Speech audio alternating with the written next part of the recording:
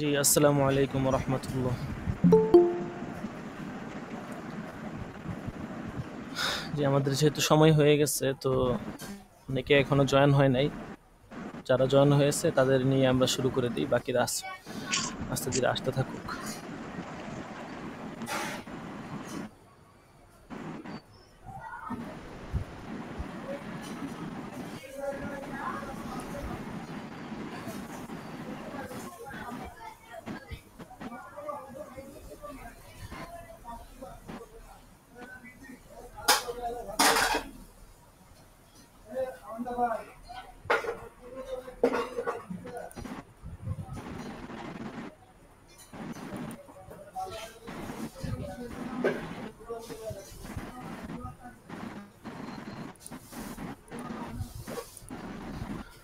জি, আসসালামু আলাইকুম রহমতুল্লাহ। জি, যেহেতু সময় হয়ে গেছে, السلام তো আমরা শুরু করে দিই ইনশাআল্লাহ। বাকিরা আসসালাম। জয়েন হয়ে যাবো। জি জি, الحمد لله رب العالمين والصلاة على سيد الأنبياء والمرسلين وعلى آله وما بعد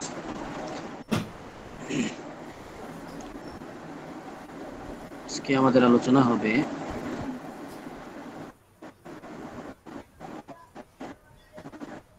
لشيخ شيخ الإسلام। তো এবারতের সম্পর্ক এবারতের মধ্যে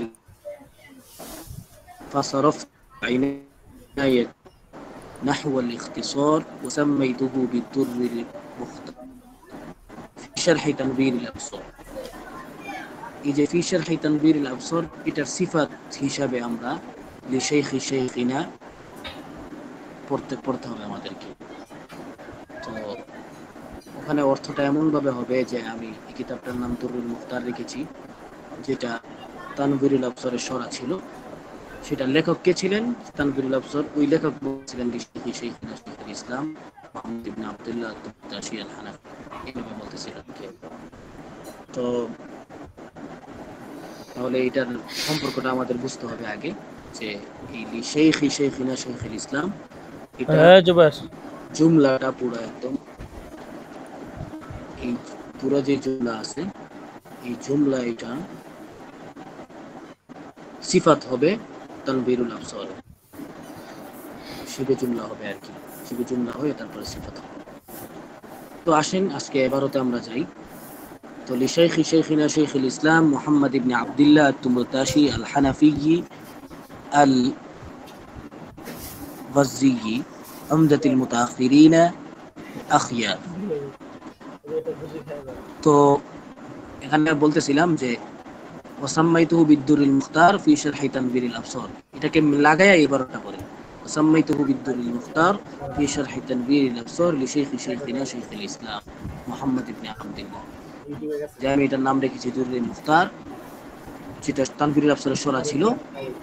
কার কিতাবটা ছিল? সেটা হলো শাইখুল ইসলাম মুহাম্মদ ইবনে আব্দুল্লাহ তুমুরতাশি আল হানাফি আল গজ্জি, যিনি উমদাতুল মুতাআখিরিন, মুতাআখিরিন উলামায়ে কেরামের মধ্যে মানে একজন বিজ্ঞ আলেম ছিলেন, নির্বাচিত। আখিয়ার মানে হলো মুতাআখিরিন আলেমদের মধ্যে যারা মানে শ্রেষ্ঠ নির্বাচিত ছিলেন, তাদের মধ্যে একজন বিজ্ঞ আলেম ছিলেন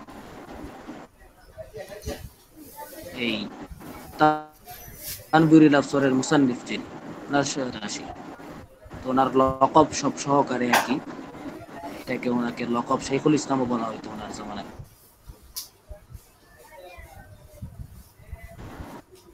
তো তো এই শাইখুল ইসলামের লকব থেকেই বোঝা যায় যে উনি ওই জমানার ফকিহ ছিলেন। তো এই দুররুল মুখতার আমরা যে কিতাবটা পড়তেছি, সেই কিতাবের মুসান্নিফও কিন্তু অনেক বড় ফকিহ ছিলেন। তো ফকিহ হওয়ার কারণে এটা এর সরা, এই কিতাবের সরাটার মূল্য একটা উপরে চলে গেছে। শাইখুল ইসলাম ছিলেন ওনার জামানায়, এবং উনি তো মুতাকাদ্দিমিন উলামায়ে কেরামদের মধ্যে ছিলেন না, উনি মুতাআখিরিনদের মধ্যে ছিলেন। তো উলামায়ে কেরাম, তো আমাদের তো কোনো আইছে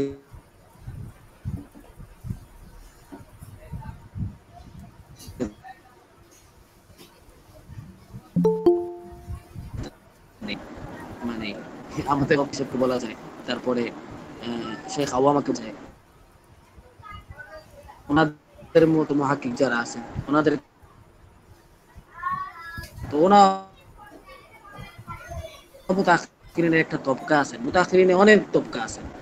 তো ওই তবকার মধ্যে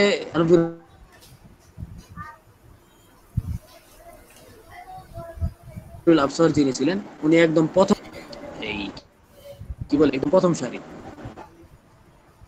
প্রথম তবকা। এই জন্য আপনারা মুতাআখিরিন বলতে এটা মনে করবেন না যে একদম আমাদের পর্যন্ত যতটুকু, ওরা মুতাআখিরিনের একদম ওখানে অনেক ভাগ আছে। তো ঠিক আছে, এই যে এতটুকু পর্যন্ত হলো বাস। এই যে এবারতের মানে গত সবাকের আলোচনা শেষ হইল। لشيخنا شيخ الإسلام محمد بن عبد الله التمرتهي الحنفي الغزي عمدة المتأخرين الأخيار। বাস এতটুকু ভালো করে বোঝার চেষ্টা করবেন।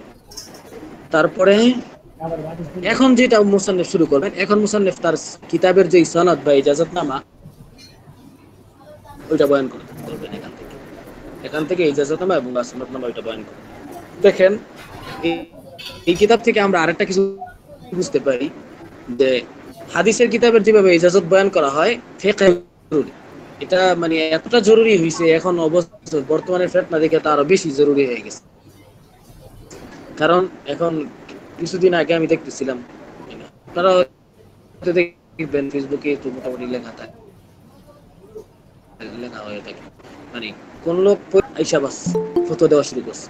জিজ্ঞাসা করা হয়েছে যে ভাই কোথা থেকে পড়ছেন ফতোয়া, কয় মুখে মুখ অনেকের ধরছে বসছেন, এই জন্য আপনাকে অনেকে ইজাজত দিচ্ছেন। উস্তাদ হওয়ার জন্য তো ভাই কিছু আদব আছে বা কিছু রুলস আছে, ওই রুলস তো ফলো করতে হবে।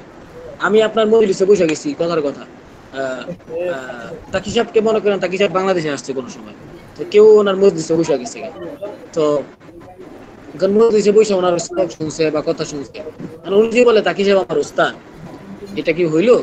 এটা তো ছাত্র, কারণ এটা তো স্বীকার করতে হবে উস্তাদ, তাকি সাহেবের এই স্বীকৃতি দিতে হবে যে এই ছাত্র আমার উস্তাদ, এই ছাত্র আমার আমার ছাত্র। দেখেন আপনারা আরবির ইয়ার মধ্যে পড়ছেন না, বিভিন্ন ইয়ার ভিতরে এই যে উলুমুল হাদিসের মধ্যে যাইলে এই বিষয়টা পড়বেন যে অনেক সময় শায়েখ যিনি আছেন উনি ওনার ছাত্র যে রেওয়ায়াত করতেছে অনেক সময় উনি মানে স্বীকার করেন না, যে শায়েখ বলেন না এটা আমার রেওয়ায়াত না। তখন এমন হয়েছে যে ওই আগের জমানায় যে ছাত্র গেছে উস্তাদের কাছে, যে পণ্ডুলিপি পেশ করছে যে উস্তাদ শায়েখ আমি তো আপনার ছাত্র, তখন ছাত্র শায়েখ যদি মনে করেন চিন্তা ভাবনা করে রায় দিছে তো ঠিক আছে, তখন ঠিক আছে হয়ে যাবে রেওয়ায়াত। অনেক সময় বলতে না ঠিক আছে আমি তোমাকে ছাত্র মানি না, বাস তাহলে ওই এই কারণে ওনার রেওয়ায়াত শেষ হয়ে গেছে। বড় হাদিসের মতো রেওয়ায়াত সনদের মধ্যে বড় ধরনের সমস্যা হয়ে গেছে, এটা আপনারা উলুমুল হাদিস বললে বুঝবেন। আমাদের ফিকহের মধ্যে এই সিস্টেম থাকা দরকার, না হলে মানে মানে একদম কি বলে মাহেরে ফোন থেকে ফতুয়ার ব্যাপারে একদম এজাজত একদম পুরা থাকা দরকার, এবং এজাজতটা কি পরিমাণ দিয়েছে ওইটাও জানা থাকা দরকার। মানে মানে একদম আম এজাজত যেভাবে ইচ্ছা মুফতি ফতুয়া দিতে থাকো, যে লোক 5 বছরে মুফতি হয়েছে, অনেক কষ্ট করে অনেক সময় ইয়া করে মুফতি হয়েছে বা পড়তেছে, এটার সাথে লাগিয়ে আছে, ওর ফতুয়া দেওয়ার ধাঁচ বা ওর ফতুয়া দেওয়ার মানে এজাজত এটা একরকম হবে। যে 1 বছরে পড়ে গেছে তাকে এজাজত দেওয়ার সিস্টেম থাকবে।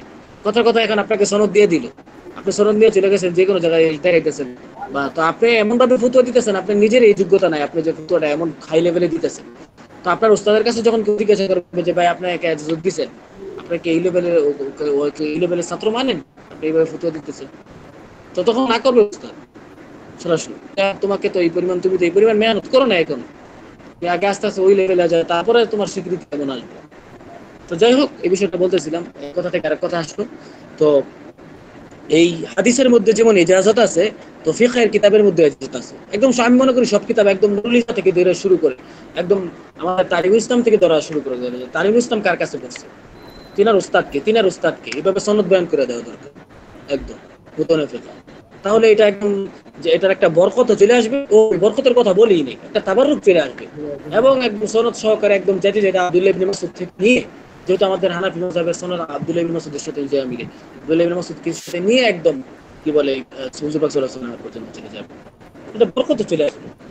তো যাই হোক তো এখানে মুসান্নেফ ওনার ইয়া দিতেছেন, দিয়ে দিতেছেন। আমি ইনশাআল্লাহ এই কিতাবের এজাজত আমি একদিন দিয়ে দিব। আমি আমার করে নিই, তারপরে ইনশাআল্লাহ একদিন দিয়ে দিব। তারপরে আসেন বা এটা সাধারণত এজাজতটা কিতাবের লাস্টে দেওয়া হয়, আবার শুরুতে দেওয়া হয়। তো লাস্টে দেওয়া দিতে পারি ইনশাআল্লাহ, যখন সময় ইয়া হবে, মুকাদ্দমা শেষ হবে, তখন ইনশাআল্লাহ দিয়ে দাও। তো এটা থেকে আমরা এটা বুঝতে পারলাম যে এই এজাজত এটা মানে এত আগের কিতাব, এই দুরুল তানবীরুল আবসার, ওখানে এই এজাজতের বিষয়ে বলা আছে। তো যাই হোক, তো এখানে পড়ি ফাইন্নি আরবিহি আন শাইখিনা শাইখ আব্দিন নবী আল খলিলি عن المصنف عن ابن نجيم المصري بسنده إلى صاحب المذهب أبي حنيفة بسنده إلى النبي صلى الله عليه وسلم المصطفى المختار عن جبريل عن الله الواحد القهار. কত সুন্দর সনদ বয়ান করছে।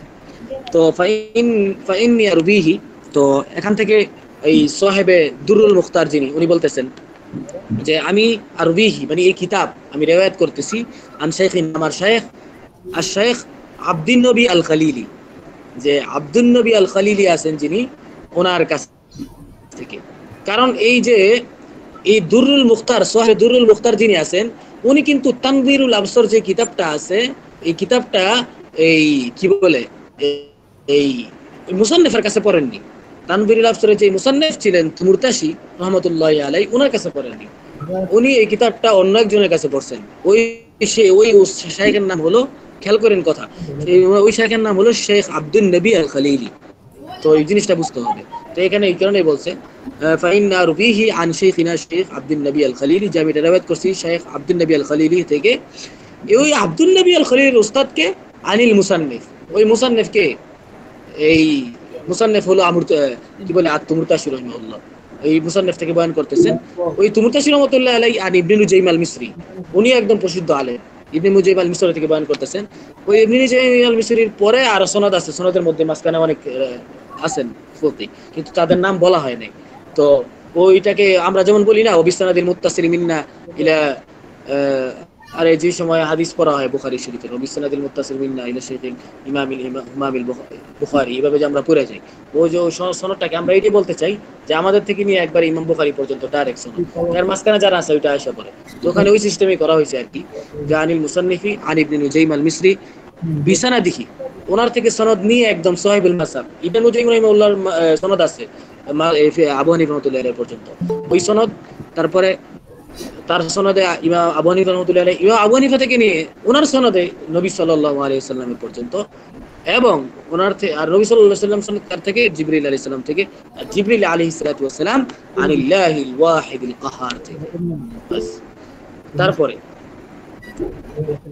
কামা হুয়া মাবসুতুন ফি ইজাজাতিনা বিতুরুকিন আদিদা আনিল মাশায়িখিল মুতাবাহহিরিন আল কিবার।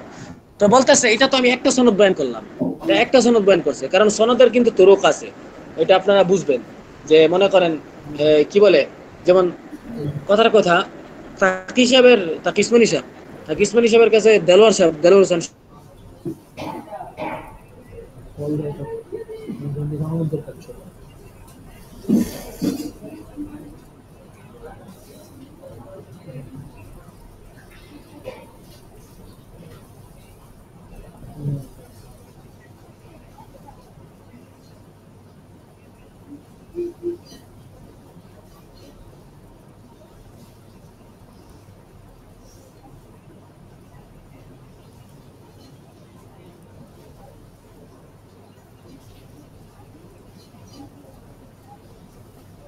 হইতে পারে, আবার ওই ছাত্রটা এমন হইতে আর কি। তো এটা এখানে মোসান্নেফ বলতে চাচ্ছেন যে আমি তো একটা সনদ বয়ান করছি, তো আরো এমন আছে কামা হুয়া মাবসুতুন ফি ইজাজাতিনা, আমাদের ইজাজতের মধ্যে, মাবসুত, এটা বিস্তৃত আছে, এটা অনেক বেশি আছে, বিতুরুকিন আদি,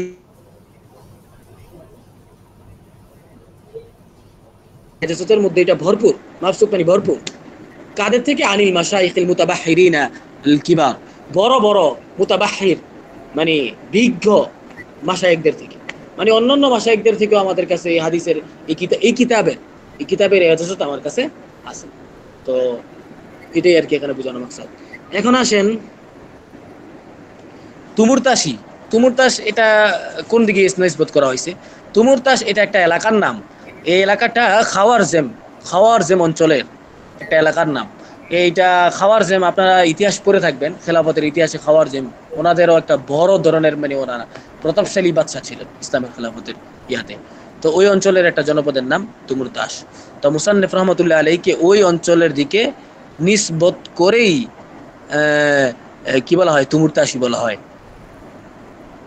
আবার কেউ কেউ বলছেন যে তার দাদার নাম তুমুরতাসি ছিল, তো ওই নিসবতে ওনাকে তুমুরতাসি বলা হয়। তো ওইটাকে তারজিহ দেওয়া হয়েছে, যে ওনার দাদার নাম যেই তুমুরতাস ছিল ওইটাকে তারজিহ দেওয়া হয়েছে। কিন্তু কি বলে, এই নর্মাল যেই সিস্টেম থাকে না, মানে নিসবত যখন মানে মুসান্নিফদের করা হয়, একটা নর্মাল একটা রুলস আছে, আপনাদেরকে বলে দিই। অধিকাংশ ক্ষেত্রে মানে ওইটা মানে তার বালাদের কি বলে, যেই দেশে আছেন ওই দেশের দিকে নিসবতটা বেশি হয়ে থাকে, ওইটাই বেশি টেকসই হয়, মানে নিসবতটা বেশিরভাগ ওই দিকে হয়ে থাকে। তো এই জিনিসটা খেয়াল রাখবেন আর কি, যে এখানে আমি দুইটা কওল বললাম, যে বললাম তার দাদার দিকে নিসবত করা হয়েছে, তার এলাকার দিকে নিসবত করা হয়েছে। তো এখানে ওয়াজে তারজিহ কি হবে?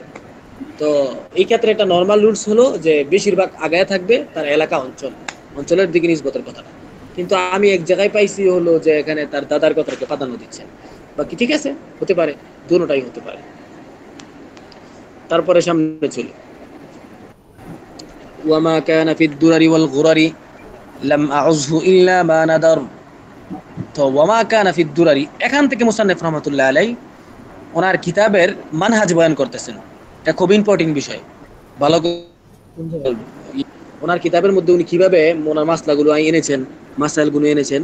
তো ওখানে উনি অল্প অল্প করে মানহাজটা বয়ান করে যাবেন ইনশাআল্লাহ। তো এখানে আপনারা একটু নোট করে রাখবেন যে মানহাজ এখান থেকে শুরু হইতেছে। তো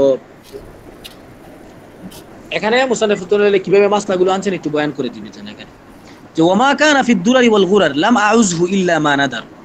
ওমা কানা ফিদ দুরারি ওয়াল গুরার, দুরার এবং ঘোরার এই দুই গ্রন্থ থেকে আমি যা নকল করেছি, মা কানা ফিদ দুরারি ওয়াল গুরার, দুরার এবং গুরারের মধ্যে যা আছে মানে ওখান থেকে আমি নকল করছি। তো এই দুরুল মুখতারে তো তরজমাটা এইভাবে বলতে হবে, দুরার এবং গুরার থেকে আমি যা নকল করেছি, লাম আউযহু আমি এটাকে নিসবত করিনি, ইল্লা মা নাদার, ইল্লা মানে খুব কম জায়গায়, মা নাদার মানে খুব কম সংখ্যক জায়গায়, নফি মিলে ইসবাত হয়েছে এখানে, মানে আমি খুব কম সংখ্যক জায়গায় আমি কি করছি সেটা নিসবত করেছি এই দুরার এবং গুরারের মুসান্নিফের দিকে। মানে দুরার এবং গুরার থেকে আমি অনেক মাসালা আনছি, অনেক মাসালা আনছি, নকল করছি, কিন্তু আমি খুব কম জায়গায় নিসবত করছি যে এটা দুরার এবং গুরারের মুসান্নিফের দিকে, যেটা দুরার এবং গুরার থেকে নিয়ে আসা হয়েছে। ওমা কানা ফিদ দুরারি ওয়াল গুরার, দুরার এবং গুরারের মধ্যে যে সমস্ত মাসলা আছে ওগুলো নকল করার ক্ষেত্রে লাম আউযু ইল্লা মা নাদার, আমি খুব অল্প সংখ্যক জায়গায় আমি সেটা নিসবত করেছি সাহিহ মুসান্নিফের দিকে। এই তরজমাটা খেয়াল রাখবেন, নাহলে পরবর্তীতে যেই তাকরার তো কি বলে ভিডিও দেওয়া হয় না, ক্লাসের যে দেওয়া হয় ওইটা থেকেও দেখবেন, দেখে নোট করে ফেলবেন তরজমাগুলো।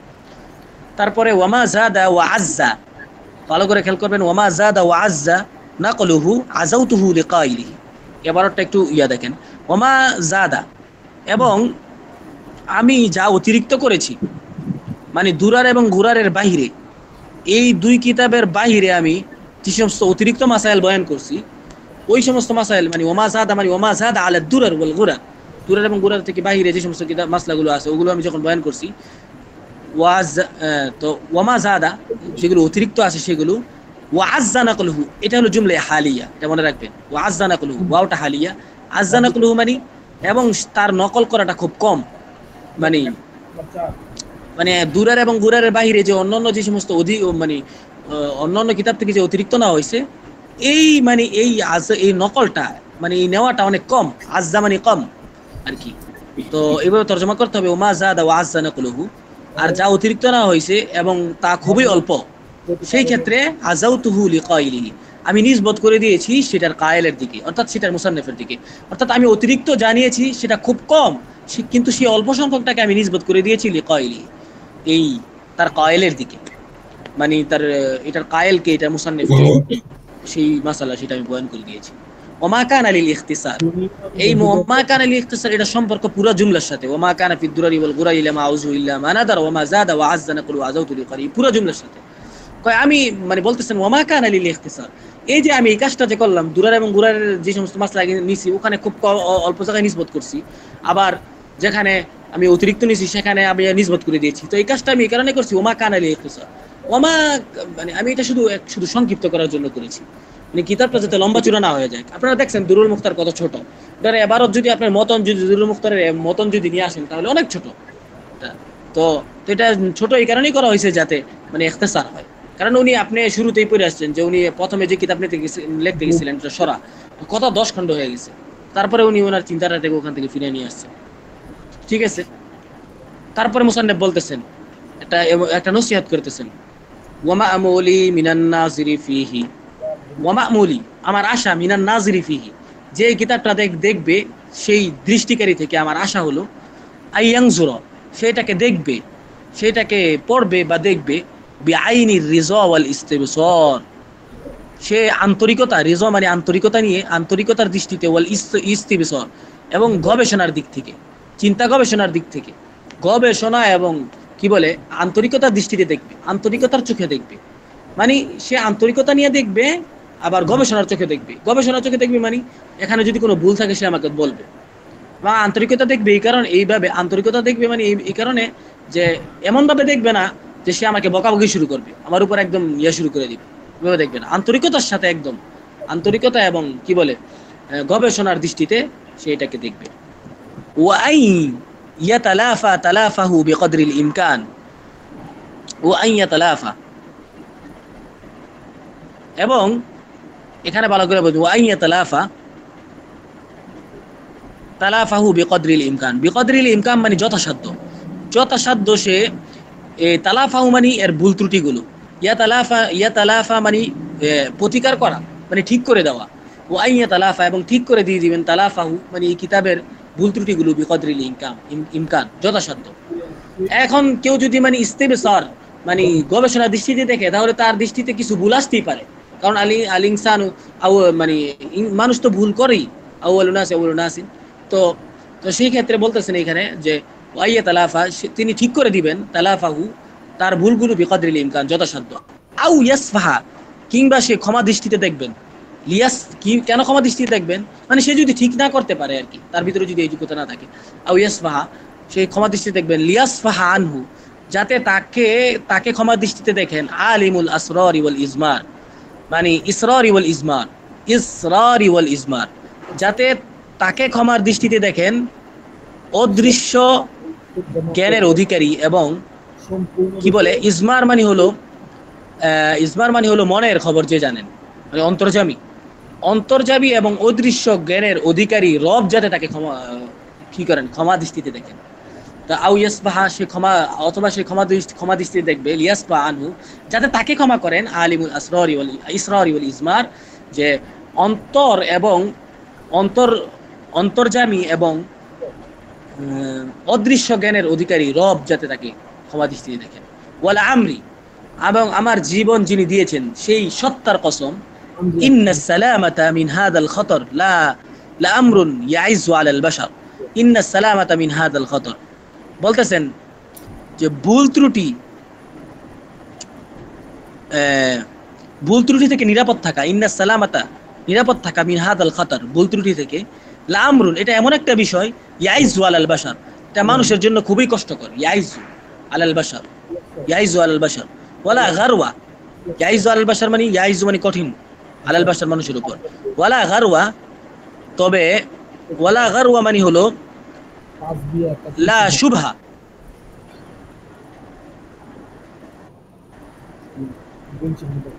এখানে লা গারওয়া অর্থ এইভাবে বলেন, লা গারওয়া মানে লা লা আইবা, লা আইবা যে কোনো দোষ নেই, কোনো দোষ নেই, লা আইবা ফাইন্না কিসের ক্ষেত্রে দোষ নেই, লা আইবা ফি যুহুরিল খাতা মিনাল ইনসান বা মিনাল বাশার মানুষের পক্ষ থেকে ভুল ত্রুটি প্রকাশ করার ক্ষেত্রে কোনো আইব নেই।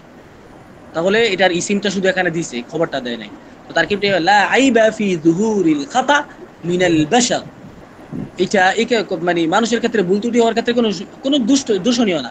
ফাইন্নান নিসিয়ানা মিন খাসাইসিল ইনসানিয়া কেননা ভুলে যাওয়া এটা মানুষের একটা মানে একটা বৈশিষ্ট্য, এটা মানুষের একটা বৈশিষ্ট্য। না হলে কেন আউয়ালুন নাস কি বলে আদম আলাইহিস সালাম ভুলে কেন ভুলে গিয়েছিলেন? আল্লাহ তাআলা তো ওনাকে না বলে দিতে পারতেন। তো ভুলে যাওয়া এটা মানুষের একটা বৈশিষ্ট্য, কারণ তার ভুল হবে, তার ঠিক হবে, এটাই তার সিলি। ওয়াল খাতা ওয়াজ জালাল মিন শাআইরিল আদমিয়্যা, এবং ভুল, খাতা মানে ভুল, ওয়াজ জালাল মানে পদস্খলন, মানে পদ পিছলে যাওয়া, এটা মিন শাআইরিল আদমিয়্যা, এটা মানবীয় মানে মানবিক একটা গুণ, মানবিক একটা আলামত। শাআইর মানে আলামত আর কি।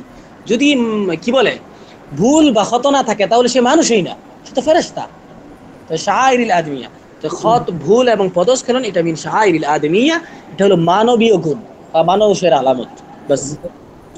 তো এখন একটু ইয়া করেন যে মা ওমা কানা ফিদ দুরার ওয়াল গুরার, এই দুইটা এই দূর এখানে ইশারা মুসান্নিফ রাহমাতুল্লাহ ইশারা করছেন দুইটা কিতাবের দিকে। এই দুইটা কিতাব মোল্লা খাসরুর রহিমাহুল্লাহ লিখেছেন রাফিকার উপর, এই দুইটা কিতাব। তো কি বলেন এই দুরার যে কিতাবটা আছে, এই কিতাবটা হলো গুরার কিতাবের সরা। দুরার যে কিতাবটা আছে এই কিতাবটা হলো গুরার কিতাবের সরা। তো মতন আর সরা দুটোটাই মুসান্নিফ রাহমাতুল্লাহ এই মোল্লা খাসরুর রহিমাহুল্লাহ লিখছেন। তো এই কিতাব থেকে অনেক মাসলা দুরুল মুখতারে কি করা হয়েছে, নকল করা হয়েছে। তো অনেক সময় এই ক্ষেত্রে আপনাদের এই একটা আদেশ দেওয়া হইতেছে, মানে একটা নসিহা বলা হইতেছে যে দুরুল মুখতারে কোনো মাসলার ব্যাপারে ফতোয়ায়ে শামিতে না, দুরুল মুখতারের এবারতে কোনো মাসলায় খটকা লাগলে, এবারতে কোনো মুশকিল লাগলে আপনারা ওখানে একটু খেয়াল করে দুরার ঘুরার কিতাবগুলো দেখতে পারেন, তাহলে আপনাদের জন্য মানে অনেক আসান হবে। ওখানে এখানে তো যেই মানহাজটা আমি বলতেছি, এখানে এই মানহাজটা নর্মাল সিস্টেমে মানহাজ বলা হইতেছে, সামনে আরো বিস্তারিত মানহাজে তাফসিলি বলা হবে। এখানে মানহাজে ইখতিসার বলা হইতেছে আর কি, কিতাবের মধ্যে মানহাজে তাফসিলি আসতেছে, ওখানে একদম কোন কিতাবের দিকে কিভাবে ইশারা করা হয় সবগুলো আলোচনা আসবে। তো ঠিক আছে, এতটুকু ছিল এই ইয়ার আলোচনা, মা কানাফি দুরারি ওয়াল গুরার। তারপরে ওয়াস্তাগফিরুল্লাহ, মুসান্নিফ বলতেছেন আস্তাগফিরুল্লাহ, আমি ক্ষমা চাই আল্লাহর কাছে, মুস্তাঈদান বিহি, তার কাছে আশ্রয় প্রার্থনা করে। আমি আল্লাহর কাছে কি বলি, ক্ষমা চাচ্ছি, মুস্তাঈদান বিহি, তার কাছে আশ্রয় প্রার্থনা করার সাথে, মিন হাসাদিন, এমন হিংসা থেকে, ইয়াসুদ্দু বাবুল ইনসাফ, যে হিংসা কি করে, ইয়াসুদ্দু বন্ধ করে দেয় বাবাল ইনসাফ, ইনসাফের দরজাকে। মানে হিংসা এমন একটা রাস্তা না ভাই, মানে হিংসা যদি আপনি করেন তাহলে আপনি যেই ব্যক্তির ব্যাপারে হিংসা করেন তার ক্ষেত্রে আপনি ইনসাফ করতে পারবেন না। কারণ যখন আপনি হিংসা করবেন তখন আপনার মনে হবে যে তার ভুল ত্রুটি কিভাবে আমি সেটা ধরি। এই জন্যই মানে কোনো কাজী বা কোনো জজ বর্তমানে তার মধ্যে যদি কোনো তার কোনো মুয়াক্কেল এর ব্যাপারে যদি তার কি হয়ে যায় হিংসা, বা তার কাছ থেকে এমন কিছু জোহের হয় যে যার কারণে সে বুঝে যাচ্ছে যে সে ওই মুয়াক্কেলের প্রতি আন্তরিক না, বরং সে মুয়াক্কেলের প্রতি তাআসসুব রাখে, তো ওই ক্ষেত্রে ওই জজের বিচার করা ঠিক না। বর্তমান দুনিয়ার আইনেও আবার কাজী হলো এইভাবে। তো কারণ হিংসা এটা মানুষকে ইনসাফের দরজা বন্ধ করে দেয়, এটা মানুষকে কি বলে সমালোচনা যেটা আছে, তানকিদ যেটা আছে, এটা তানকিদটা ইনসাফের মধ্যে করতে পারে না। তারপরে আলা ওয়া ইন্নাল হাসাদ হাসাকুন, পরে ওই হিংসার ব্যাপারে একটা চমৎকার শেয়ার বলতে মানে তর্জমা বলতেছেন যে আলা, যে শুনে রাখো, ওয়া ইন্নাল হাসাদ, যে হিংসা এটা, এমন একটা কাঁটা মান তাআল্লাকা বিহি, যার উপর এটা বিধে, যার সাথে এটা মানে বিদ্ধ হয়, যার উপর এটা বিদ্ধ হয়, তাআল্লাকা মানে লাগে, মানে বিদ্ধ হয়, হালাকা, সে হালাক হয়ে যায়, বুঝছেন? তারপরে একটা শের বলতেছে, দেখা যায় ওয়া কাফা লিল হাসিদি, আর হিংসুকের জন্য এটাই যথেষ্ট, জাম্মান মানে হিংসুকের জাম্মান নিন্দা হিসাবে, কাফা যথেষ্ট, এতটুকু যে কতটুকু, কোন জিনিসটা যথেষ্ট, আখিরু সূরাতুল ফালাকের আখিরি যে আয়াত আছে, সেই সূরাতুল ফালাকের আখিরি আয়াতগুলো হিংসুকের নিন্দা হিসাবে যথেষ্ট, হিংসুকের নিন্দা হিসাবে সূরা ফালাকের আখিরি আয়াতগুলো যথেষ্ট। কিভাবে যথেষ্ট? ফি ইজতিরামিহি বিল কালাক, ফি ইজতিরামিহি যে ফি ইজতিরামিল হাসিদ, যে হিংসুক সে বিল কালাক, কালাক মানে হলো অস্থিরতা, অস্থিরতার সাথে ফি ইজতিরাম মানে হলো আগুনে জ্বলা, যে ফি ইজতিরামিহি বিল কালাক, যে সে অস্থিরতার আগুনে জ্বলার ক্ষেত্রে, ফি ইসতিরামিহি মানে জ্বলার ক্ষেত্রে, বিল কালাক মানে অস্থিরতার আগুনে। তাহলে তরজমাটা আবার বলে দিই, ওয়া কাফা লিল হাসিদি জাম্মান, হিংসুকের নিন্দা হিসাবে সূরা ফালাকের শেষ আয়াতগুলো যথেষ্ট। ফি ইসতিরামিহি বিল কালাক, যে সে, এখানে একটু তর্জমা বাড়ায় করতে হবে, ফি ইসতিরামিহি বিল কালাক, যে সে বিল কালাক অস্থিরতার আগুনে সে জ্বলতে থাকে। ফি ইসতিরামিহি মানে ফি ওকুআই ইসতিরামিহি বিল কালাক, যে সে অস্থিরতার আগুনে জ্বলতে থাকে। বাস এতটুকু পর্যন্তই মনে আজকে পড়া ছিল। কারো যদি কোনো সওয়াল থাকে তাহলে বলতে পারেন।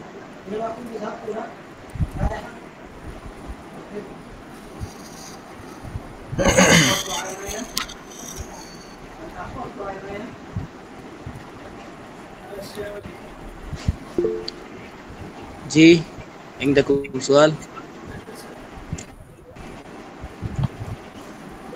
রাখো, রেখে দাও, পরে খামো না। এটা ময়লা, এটা ফেলাই দাও।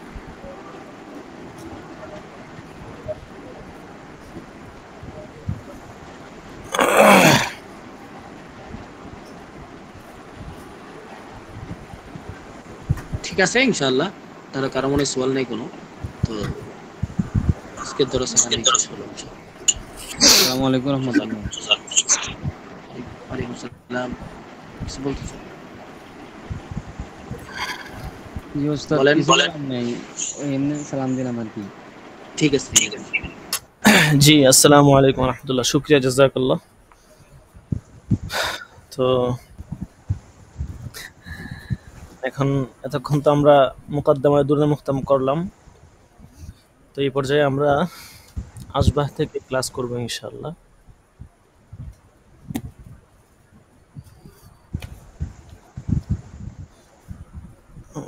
আচ্ছা, তবে ক্লাস শুরু করার আগে আমরা একটু কষ্ট করে হাজিরাটা দিয়ে দিব।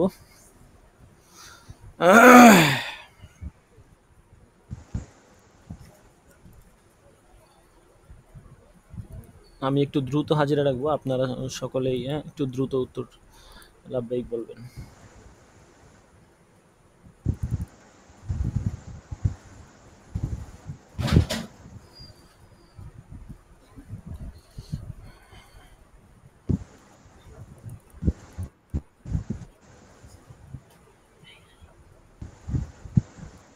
আচ্ছা, 9 মোহাম্মদ ইউসুফ। ভাই 1 জুনায়েদ আল হাবিব। লাব্বাইক। 16 জাবেদ হুসাইন।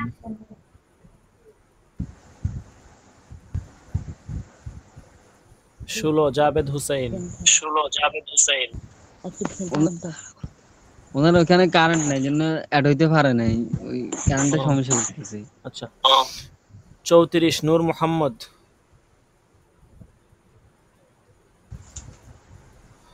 27 মাহফুজ সওদাগর। লাব্বাইক। জাবেদ হুসাইন এখন আসছে, হাজিরা হয়ে গেছে। আচ্ছা, হাজিরা দিয়ে যেতেছে।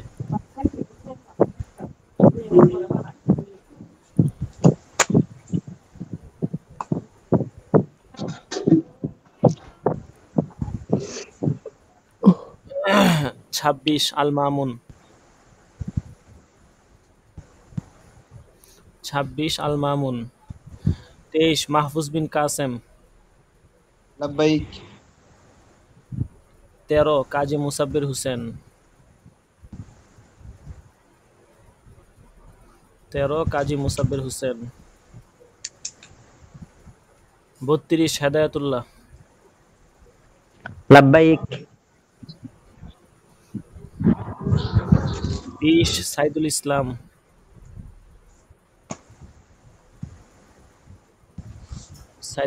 20 নাই। মনিরুজ্জামান 28। মনিরুজ্জামান। 14 আরমান হোসেন। 38 রায়হান লাব্বাইক। মাহমুদ। রায়হান মাহমুদ। হুজুর, রায়হান ভাই লাইনে আছে কিন্তু সে শুনতে পারতেছে না, তার এখানে নেট প্রবলেম। আচ্ছা, তো লাইনে আছে। ঠিক আছে ঠিক আছে। আরমান হাজিরা দিলেন কে? আরমান নাই মনে হয়। আচ্ছা ঠিক আছে। কাউসার মাহমুদ 47।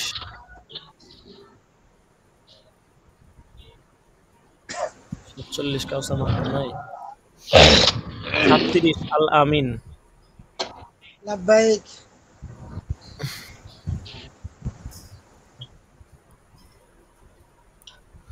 33 মিজানুর রহমান। 22 জাহিদুল ইসলাম।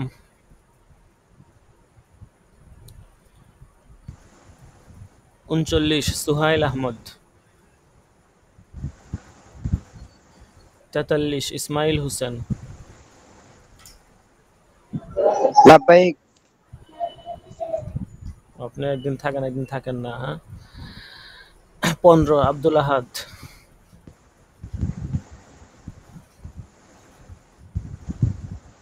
52 একরাম আল হাসান। 52 একরাম আল হাসান নাই। 6 ইব্রাহিম খলিল।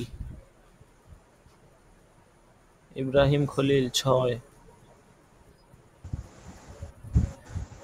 3 রাকিবুল ইসলাম। লাব্বাইক রাকিবুল ইসলাম।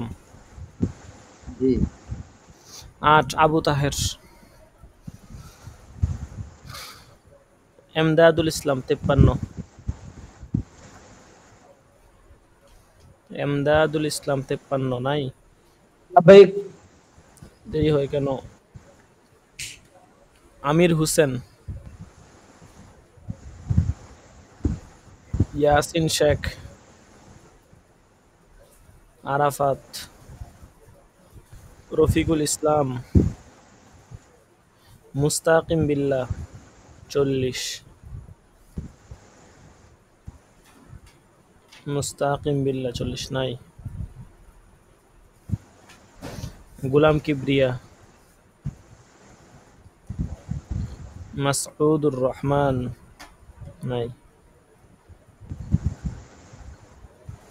আচ্ছা ঠিক আছে।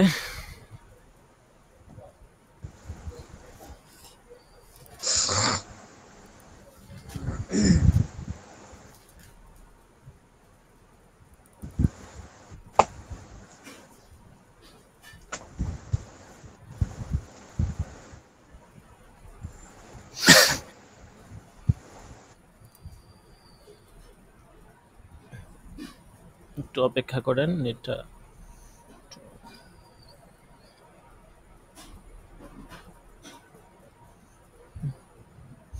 তো আজকে আমাদের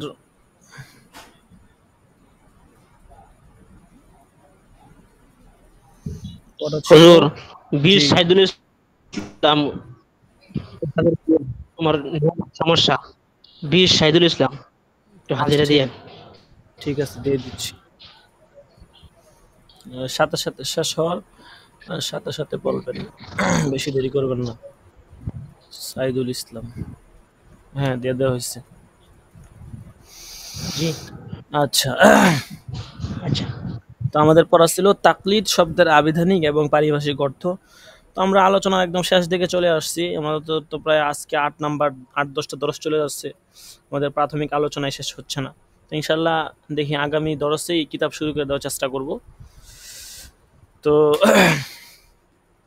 আর যেহেতু কুরবানি সামনে চলে আসছে, কুরবানি সংক্রান্ত কিছু মাসলা মাসাইল আমাদের তামরিন করা প্রয়োজন। এই জন্য তামরিন সম্পর্কে বিশেষ কিছু দরস আমরা প্রস্তুত করেছি। প্রায় 10টির মতো দরস আছে, যেগুলো খুবই গুরুত্বপূর্ণ দরস। এই দরসগুলো যদি আপনি ভালো করে না করেন তাহলে তামরিনগুলো আপনি সুন্দর করে করতে পারবেন না। তামরিন কোন সিস্টেমে করতে হয়, হ্যাঁ, তামরিনে আসলে দলিলগুলো কিভাবে বের করবেন, কোন লেখাটা কিভাবে সাজায় লিখবেন, সিস্টেমটা কি, এই বিষয়গুলো আপনি বুঝবেন না। এই জন্য এই 10টা দরস, হ্যাঁ, যদি পড়ার ইচ্ছা থাকে আর কি, পড়ালেখা করার ইচ্ছা, অবশ্যই এই 10টা দরস আপনাকে তামরিনের উপর এই 10টা দরস করতে হবে। আর না হয় হয়তো তামরিন আপনার নিয়মকানুন আগে থেকে জানা আছে, অথবা আপনি নিয়মকানুন ছাড়া আপনাকে তামরিন করতে হবে। এই দরসগুলোতে বিস্তারিত নিয়ম কানুন বলা হয়েছে এবং কোন সিস্টেমে আপনি তামরিন করলে আপনার তামরিনটা সুন্দর হবে এগুলো বলা হয়েছে। তো এটা ইনশাল্লাহ আলোচনা করব। তবে আমরা প্রথমে তাকলিদ সম্পর্কে কিছু আলোচনা জানবো, হ্যাঁ, তারপরে ইনশাল্লাহ ওই সম্পর্কে আলোচনা করব। আচ্ছা, তোমাদের আমরা এখানে সূচিতে যাই, আপনারাও কিতাবটা বের করেন, দেখেন তাকলিদের আলোচনা কত পৃষ্ঠায় আছে।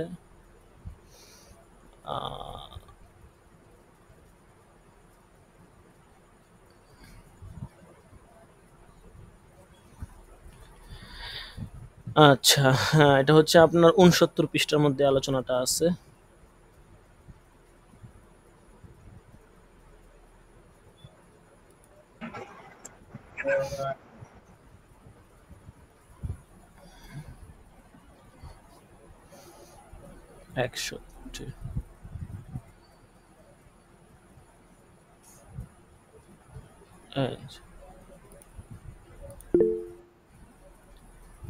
তাকলিদ পরিচিতি।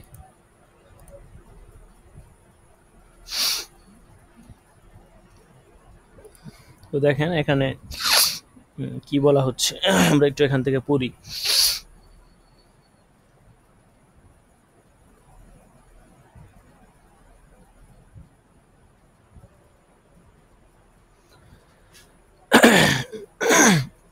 তাকলিদ পরিচিতি ও প্রয়োজনীয়তা।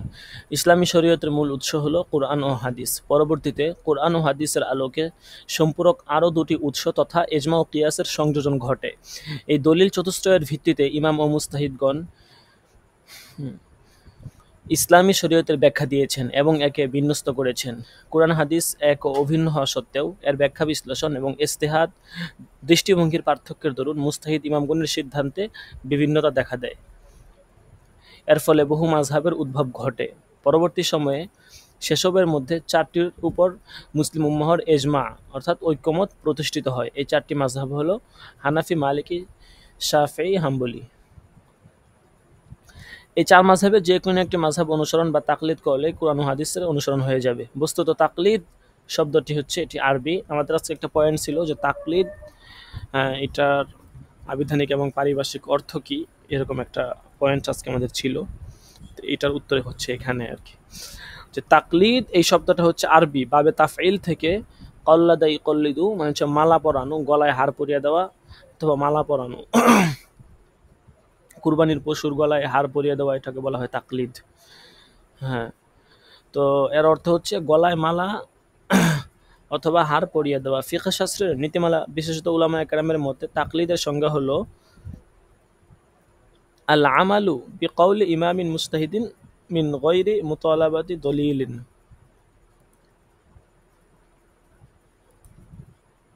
অর্থাৎ দলিল প্রমাণ অন্বেষণ ব্যতীত কোনো মুস্তাহিদ ইমামের কথা অনুসারে আমল করাকে তাকলিদ বলা হয়। কাওয়াইদুল ফিকের মধ্যে আছে। অর্থাৎ দলিল প্রমাণ ছাড়া আপনি যার তাকলিদ করবেন বা যে ইমামের অনুসরণ আপনি করব, উনি যে কথাটা বলছেন ওই কথাটা বেশ মেনে নেওয়া, তার যেই মাযহাব, তার যেই ধর্ম এবং তার যেই মত, সেটাকে মেনে নেওয়া, এটাই হচ্ছে তাকলিদ। এখানে তিনি এটা কেন বলছেন, তিনি এই দলিল কেন দিচ্ছেন, অন্য দলিল দিতে পারলেন না কেন, বা এরকম প্রশ্ন করা, এগুলোর কোনো গুঞ্জাইশ নেই। তো এই দলিল প্রমাণ ব্যতীত, দলিল খোঁজা ব্যতীত জাস্ট উনি যেটা বলছেন ওটা শুনে ওটার উপর আমল করা, এটাই হচ্ছে তাকলিদ। হ্যাঁ, এটাকে বলা হয় তাকলিদ। দেখেন এখানে কি বলতেছে, দলিল প্রমাণ অন্বেষণ ব্যতীত। এ কথার মানে হলো মুকাল্লিদ তার ইমামের প্রতি এরূপ আস্থা পোষণ করবে যে অনুসরণীয় বিষয়ে আমার ইমামের নিকট প্রমাণ তো অবশ্যই আছে এবং তা সত্যও বটে, কাজেই প্রমাণ পেলে অনুসরণ করব, অন্যথায় করব না, এরূপ দুশ্চিন্তায় আমি শিকার হব না, এরূপ দুশ্চিন্তার শিকার আমি হব না। অবশ্য কোনো ইমামের তাকলিদ করার পর প্রমাণ জানতে সচেষ্ট হওয়া তাকলিদের পরিপন্থী কাজ নয়। একজন ইমাম একটা কথা বলছেন, হ্যাঁ, তো এখন আপনি প্রমাণ জানতে চাইতেছেন, এর মানে এটা না আপনি খারাপ কাজ করতেছেন, এটা কোন তাকলিদ পরিপন্থী কোনো কাজ নয়, সমস্যা না এটা। কিন্তু তাকলিদ মানে দলিল প্রমাণ অন্বেষণ ব্যতীত তাকলিদের অর্থ হচ্ছে যে এটাই, যে তার প্রতি এরূপ আস্থা পোষণ করা যে আমার ইমাম যে কথাগুলো বলছেন, উনি যে মাযহাব পোষণ করেন, এটা অবশ্যই দলিল আছে ওনার নিকট, এটাই হচ্ছে আপনার দলিল প্রমাণ ব্যতীত এটার অর্থ। আচ্ছা, কোরআন হাদিসের মর্ম দুই শ্রেণীতে বিভক্ত। কোরআন হাদিসের যে আয়াত আছে, হাদিসের যে মর্ম, এগুলো মূলত দুইটা শ্রেণীতে বিভক্ত করা হয়েছে। প্রথম হচ্ছে যেসব মর্ম অকাট্যভাবে প্রমাণিত ও প্রতিষ্ঠিত, তা উদ্ধারে কোনরূপ অস্পষ্টতা, সন্দেহ ও দ্বন্দ্বের সৃষ্টি হয় না, যেমন নামাজ, রোজা, হজ, জাকাত ইত্যাদি ফরজ হওয়া এবং চুরি, জেনা, মদ্যপান ইত্যাদি হারাম হওয়া। এসবের হুকুম আহকাম কোরআন হাদিস হতে সবাই উদ্ধার করতে সক্ষম। কাজেই এই শ্রেণীর আয়াত ও হাদিসের মর্ম অনুধাবনের ক্ষেত্রে ইজতিহাদ ও তাকলিদের প্রয়োজন নেই।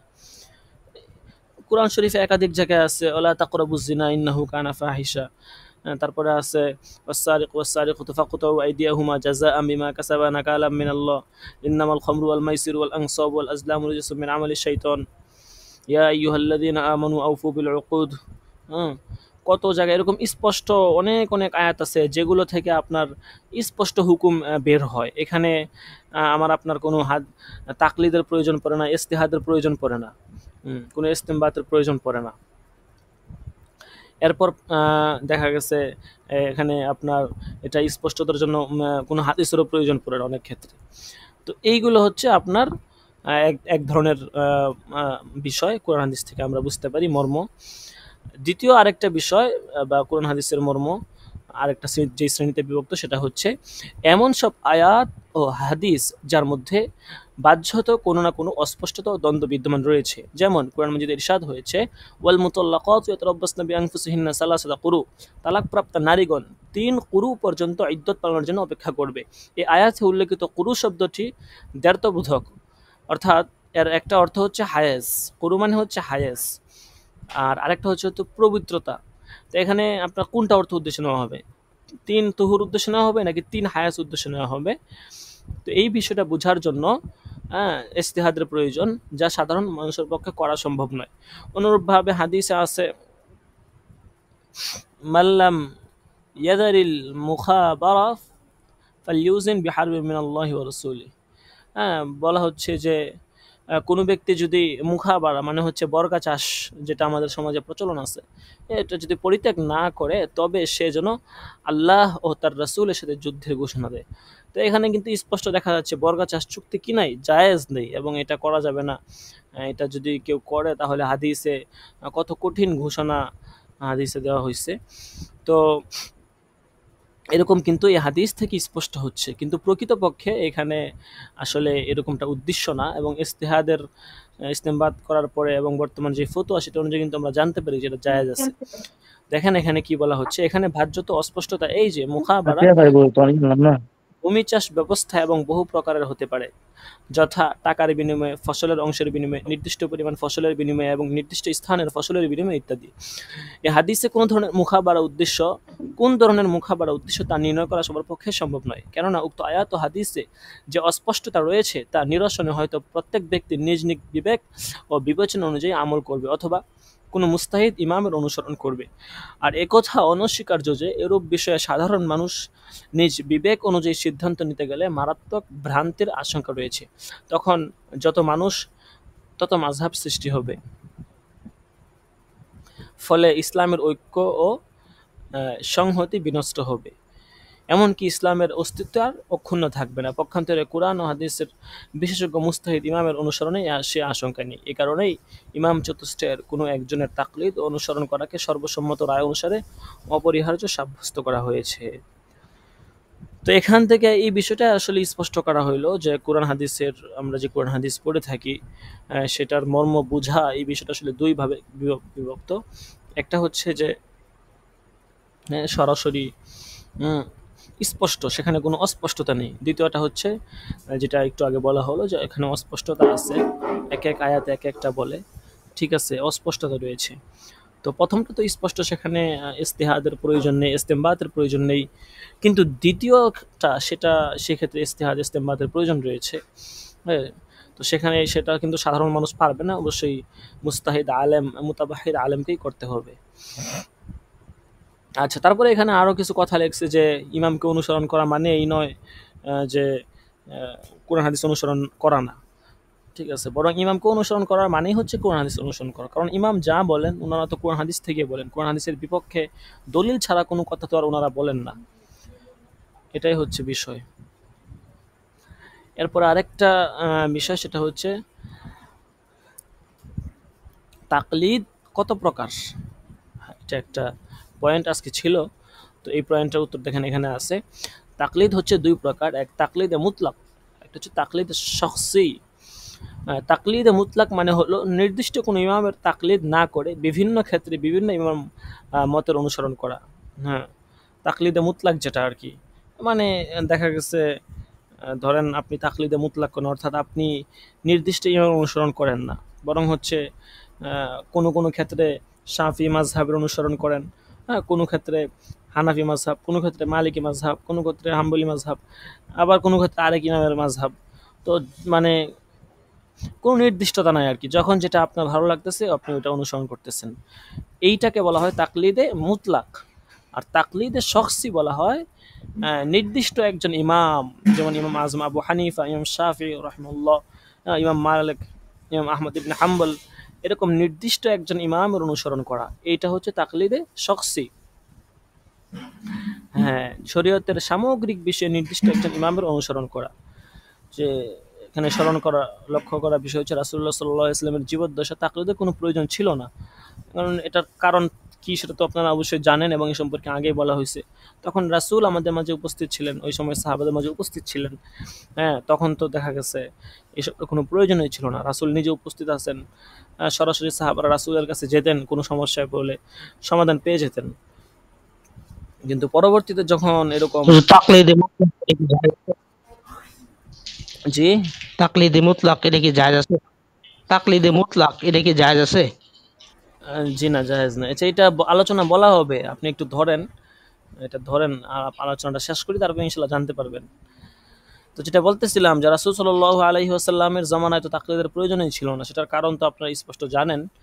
হ্যাঁ, তবে দেখেন এখানে একটা কথা লিখছে যে রাসূল সাল্লাল্লাহু আলাইহি ওয়াসাল্লাম থেকে সমাধান পাওয়া যেত, কিন্তু তার ইন্তিকালের পর ওহীর মাধ্যমে নতুন বিষয়ে সমাধান লাভ করার ধারা বন্ধ হয়ে যায়, ফলে সাহাবায়ে কেরামের মধ্যে ইজতিহাদ ও তাকলিদের সূচনা হয়।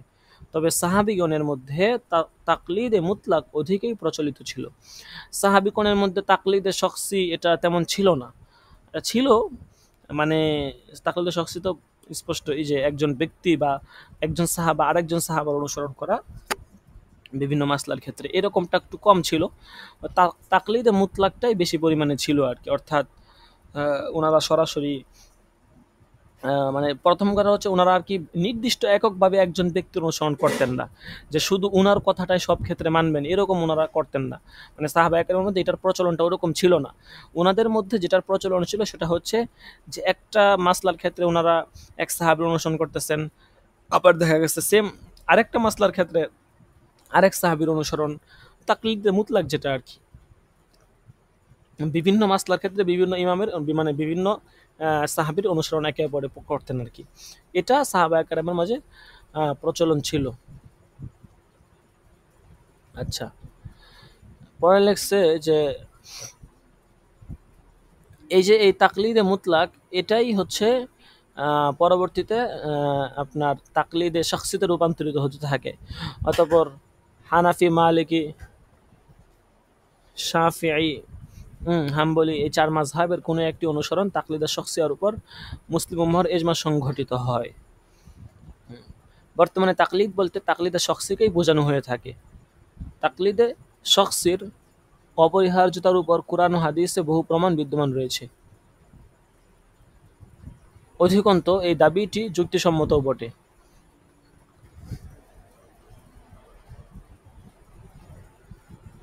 কেননা কুরআন ও হাদিসের সঠিক মর্ম উদ্ধার করে এর উপর আমল করা সকল মুসলমানের পক্ষে সম্ভব নয়। তাই শরীয়ত মোতাবেক আমল করার জন্য কোনো না কোনো ইমামের অনুসরণ করা অবশ্যই অপরিহার্য। কোরআন মাজিদে ইরশাদ হয়েছে, ফাসআলু আহলা যিকরি ইন কুনতুম লা তা'লামুন, যদি তোমরা না জানো তবে যারা জানে আহলে জিকির তাদের অনুসরণ করো। আচ্ছা, তো এখানে এরকম আলোচনাগুলো নিয়ে আসা হয়েছে, আপনারা একটু মোতালা করে নেবেন। তো যেটা আপনি একজন প্রশ্ন করছিলেন যে তাকলিদে মুতলাক জায়েজ কিনা, অবশ্যই জায়েজ নয়। তাকলিদে শখসি যদি আপনি তাকলিদে মুতলাক যদি কেউ করে বা কেউ করতে চায়, হ্যাঁ, তাহলে এটা হচ্ছে আপনার নফস পূজারি হবে, এটা মাযহাব মানা হবে না। এই জন্য তাকলিদে শখসি এটা জায়েজ আছে এবং বরং এটা ওয়াজিব, এটা করতেই হবে। এটা না করলে আপনি ফিতনার মধ্যে পড়ে যাবেন। আর তাকলিদে মুতলাক এটা জায়েজ নেই। আচ্ছা, তারপরে আমাদের আরেকটা আজকে স্তর ছিল যে ফকিহ এবং মুজতাহিদগণের শ্রেণীবিন্যাস, এটা আলোচনা সম্পর্কে ছিল আর কি, কত শ্রেণীতে বিভক্ত। হ্যাঁ, তারপরে ফিকহে হানাফির পরিভাষা, এগুলো ছিল। হ্যাঁ, আচ্ছা, তো এগুলো হচ্ছে আলোচনা আ- এই কিতাবে আছে, আরো একাধিক কিতাব আছে, এগুলোতে যাবে। হুম, তো তাছাড়া আপনারা আগেও পড়ে আসছেন।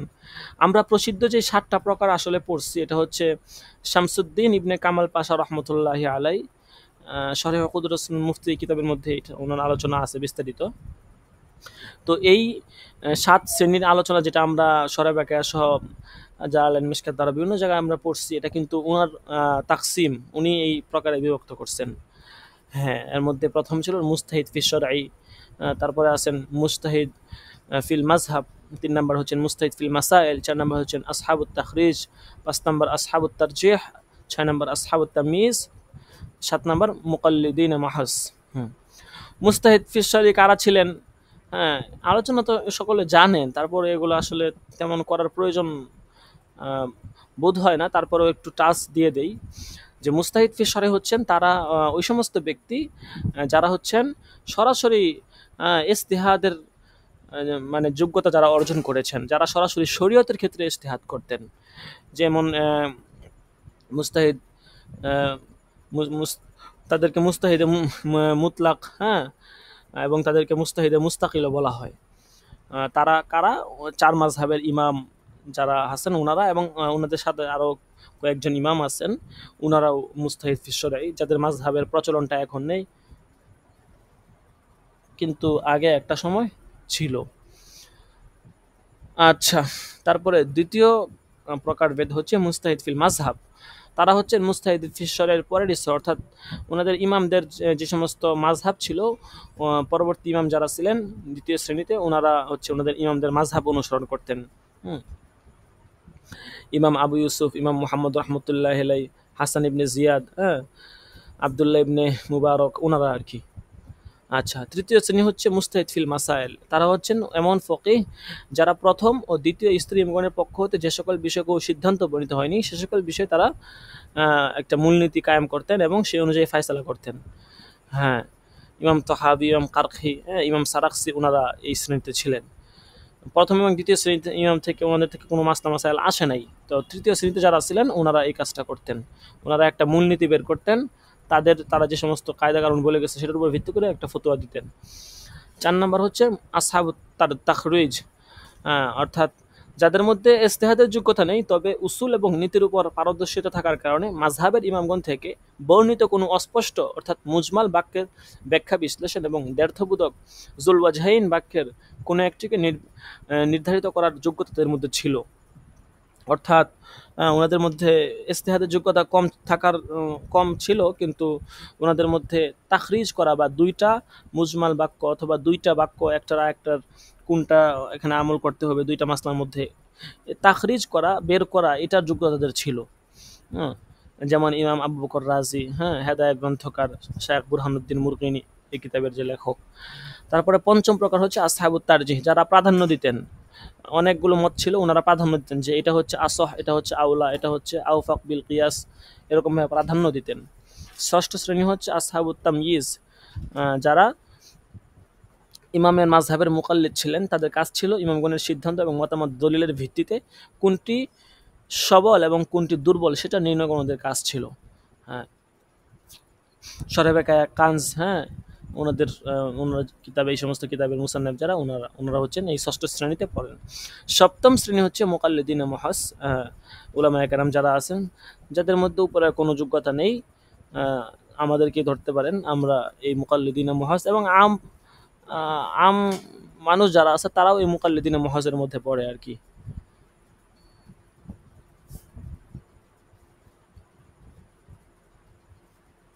আচ্ছা, এরপরে হানাফি ফিকহের বিভিন্ন পরিভাষা। হ্যাঁ, মাশরু, গায়রে মাশরু, তারপরে হচ্ছে আপনার ফরজ, ওয়াজিব, সুন্নত, মুস্তাহাব, হারাম, মাকরুহ, মাকরুহ তাহরিমি, মাকরুহ তানজিহি, এরকম অনেকগুলো পরিভাষা এখানে বলা হয়েছে।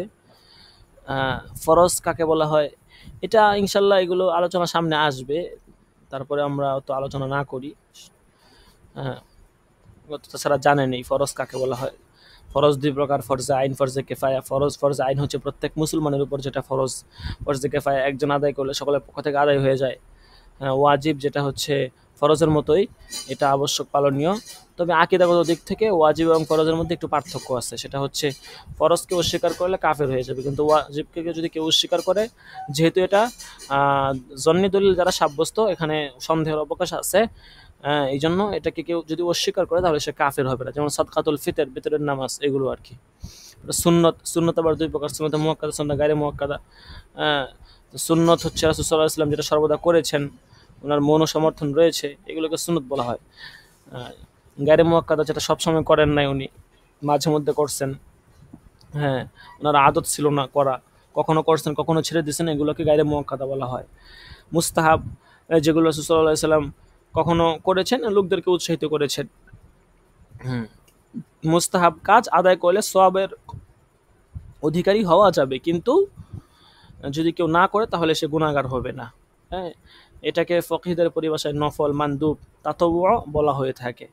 হারাম বলা হয় যেটা অকাট্য দলিল দ্বারা প্রমাণিত, এই কাজ কেউ যদি করে তাহলে সে অবশ্যই শাস্তি উপযোগী হবে। যেমন কোরআন শরীফের বিভিন্ন হুকুম, আহকাম, চুরির শাস্তি, মদ পান করা, জিনা করা ইত্যাদির শাস্তি।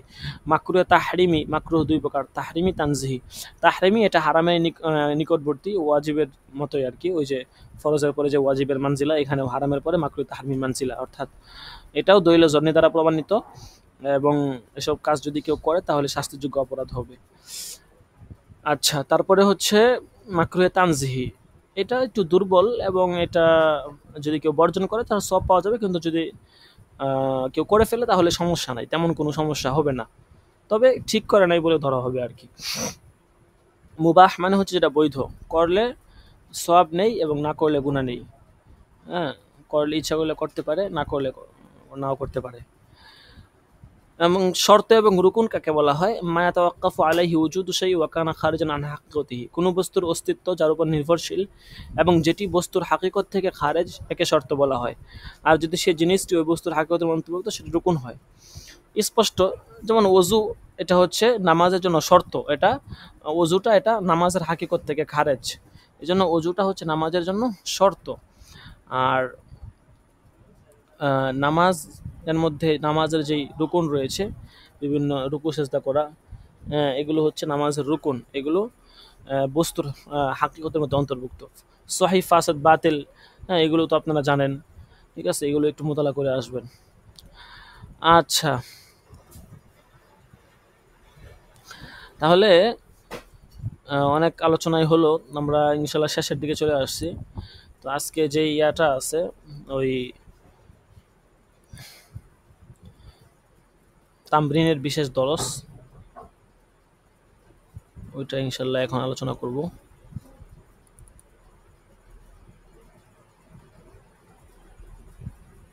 দেখাই যেতেছে না,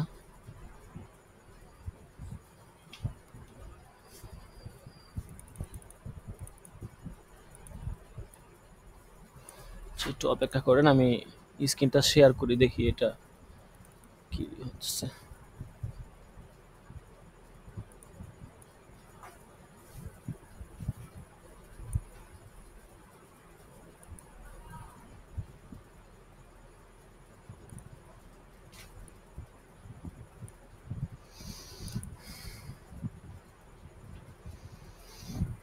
আচ্ছা, এটা এখান থেকে এটা দেখা যাবে না, এমএস ওয়ার্ড থেকে দেখা লাগবে।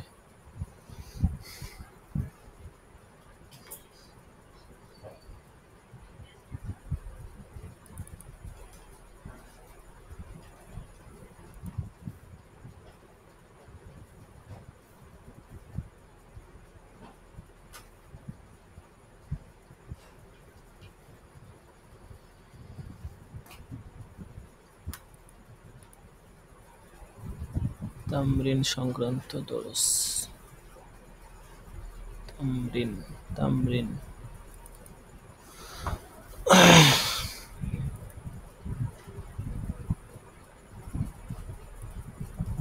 আচ্ছা, এটা আমি যে আপনাদের জেপিজি ফাইলটা আমি আপনাদেরকে গ্রুপে দিয়ে দিব।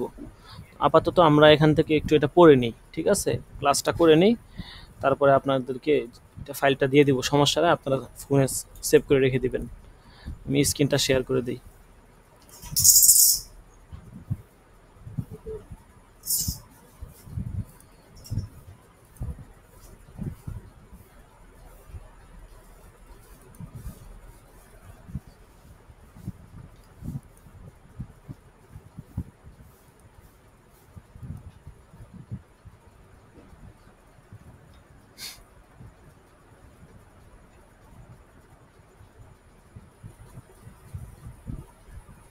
আপনারা আশা করি দেখতেছেন।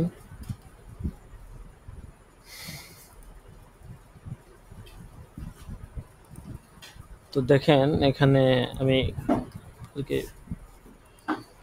স্পষ্ট দেখতেছেন আশা করি। তো তামরিন সংক্রান্ত প্রথম ক্লাস।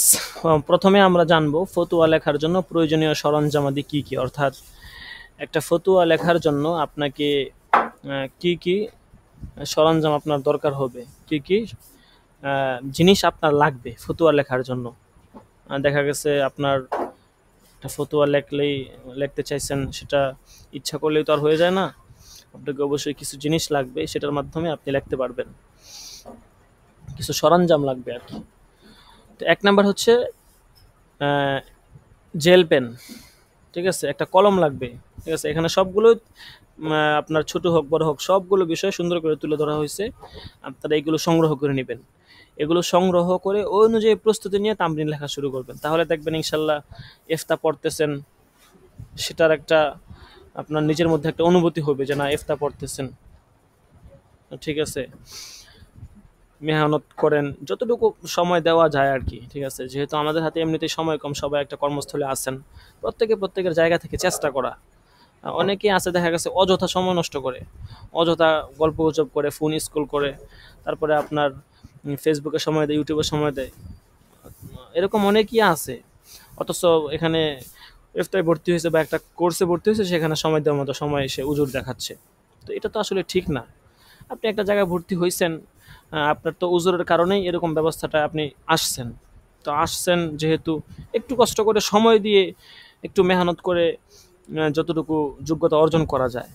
আর না দেখা গেছে আপনি আলেম হয়েছেন, সেটা মানুষ জানে, সমাজের মানুষ জানে, তারপরে আপনি 1 বছর পর যখন ইফতার শেষ করবেন একটা সার্টিফিকেট আপনি পাবেন, আপনার আপনার সকাল জিজ্ঞেস করে আপনি বলবেন যে আমি অমুক জায়গাতে ইফতাকে পড়ছি। মোট কথা মানুষ জানবে যে আপনি ইফতা পড়ছেন, আপনি মুফতি হয়েছেন, 1 বছরের কোর্স করছেন।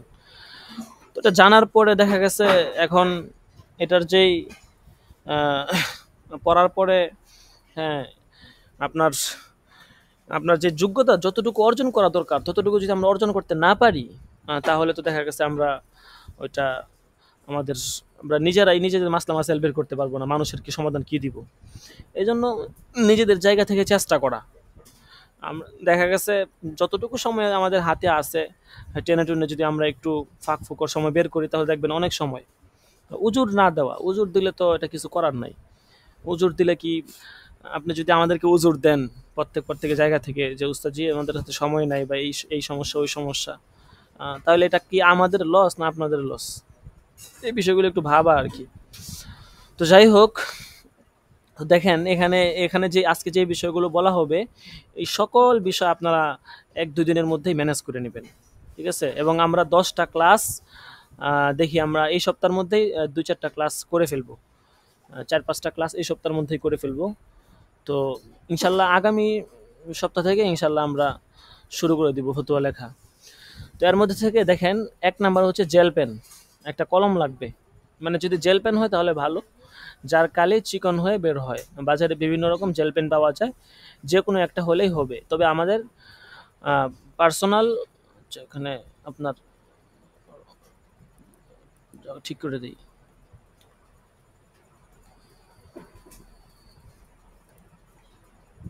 আচ্ছা, আমাদের পার্সোনাল রেকমেন্ডেশন হচ্ছে টেস্ট গোল্ড জেল পেন, এটা দিয়ে অনেকে হাতের লেখা শিখে, টেক্সট কলমটা দিয়ে। তো এইটা নেওয়ার চেষ্টা করবেন। এটা আগে তো 10-15 টাকা ছিল, এখন কত টাকা হয়েছে সঠিক জানি না, মনে হয় 20 টাকা বা এরকম হবে আর কি। 10 থেকে 15 টাকা বা 20 টাকা এরকমই হবে, আর বেশি হওয়ার কথা না আর কি। তো এরকম একটা কলম কিনে নেবেন, এরকম কলম, এটা হচ্ছে আপনাদের লেখার জন্য বেশি উপযোগী আর কি। ঠিক আছে? আচ্ছা, দ্বিতীয় নাম্বার হচ্ছে সাদা কালির কলম বা কারেকশন পেন। এটা অনেক সময় প্রয়োজন হয়, এটা ব্যবহার করার অভ্যাস না থাকাই ভালো। তবে দেখা গেছে অনেক সময় একটা দুইটা নক্তা এদিক সেদিক হয়ে গেলে লেখাটা ভুল হয়ে যায় বা অনেকটা সমস্যা হয়। তো সেই ক্ষেত্রে আর কি প্রয়োজনে কখনো কোনো শব্দ বা অক্ষর মুছার দরকার হলে যেন মুছা যায় আর কি। আচ্ছা, এরপরে 3 নাম্বার হচ্ছে একটি ভালো মানের কাঠ পেন্সিল। দালায়াল ও মাসাইল কখনো রাফ লেখার প্রয়োজনের জন্য ব্যবহার করা যায়।